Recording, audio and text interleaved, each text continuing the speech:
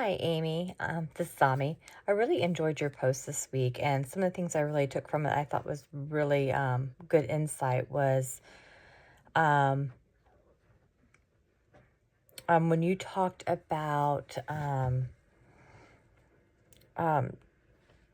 how to share a story, giving permission. I thought that that was really impactful, like asking other members of the group, do you have a problem if I share this? And because it could be triggering. Let's say, for example, you're in a grief group, someone who's lost someone, let's say not due to old age. Maybe it could be drugs and alcohol, or it could be an accident. And those are very triggering events.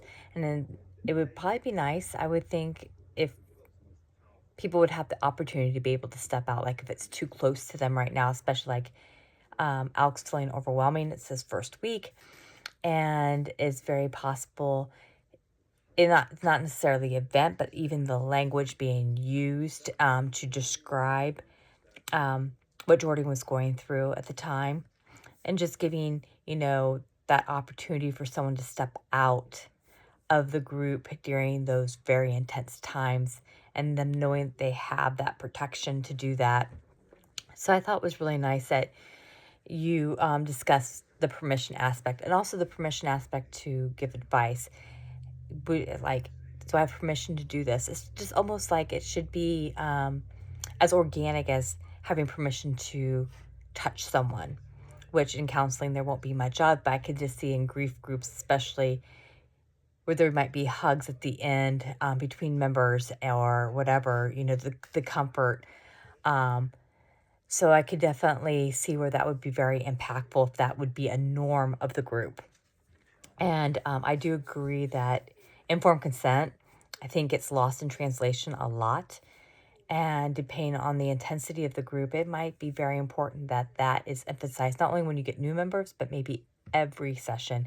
Just briefly go over um, what informed consent is and what the norms are for the group and during and after the expectations, even after the session. Because it's more than just confidentiality. It's just like, where does the support go after the group? Is that something where you exchange phone numbers and you have one-on-ones with people? That might not be acceptable in a lot of group counseling. So and I give you example of that when my girls were in the um, anorexic clinic or eating disorder clinic at Nationwide. It's that there was no contact after sessions. There was no contact after they're done with counseling because of the addictiveness that there is with anorexia. But they didn't want the girls to share anything or any life events, no Facebook, no Instagram, no Snapchat, even after all the session was done, which was normally 6 to 9 months that we were in that session.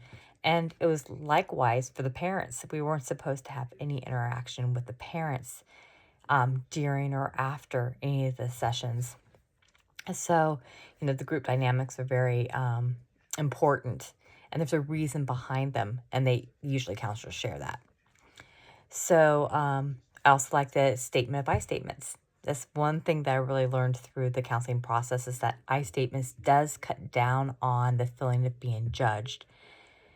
Even though we have no control of other people's actions or the way that they feel, it does incredibly cut down that feeling.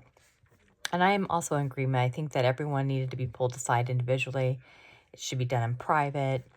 Um, and with Jordan's longevity within the group and his leadership style within that group, it can be very overpowering for anyone that has a first-time member, someone younger.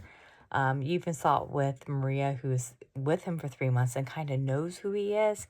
His personality still seemed like it dominated most of the session itself. So keeping those power dynamics, like and when you talked about boundaries, where do one person's boundaries begin and where does another one's end? And keeping that balance also. So, and as far as your reflection, I agree with you. I think doing these type of scenarios really helps us practice and have maybe some forward thinking, even though when you're in the moment we might react differently. It's just kind of nice to be able to have that verbiage or that experience of that proposed, or how would you say it, the anticipation of that experience, so that you don't overreact or underreact. Even though in real life it's completely different, it's just kind of nice to have those options of, oh, we've practiced this. I'm going to go to this before I do that. It might save a lot of hurt in the long run or harm to yourself or others. So I really appreciated your post and I want to let you know. Thank you and have a wonderful day. Bye.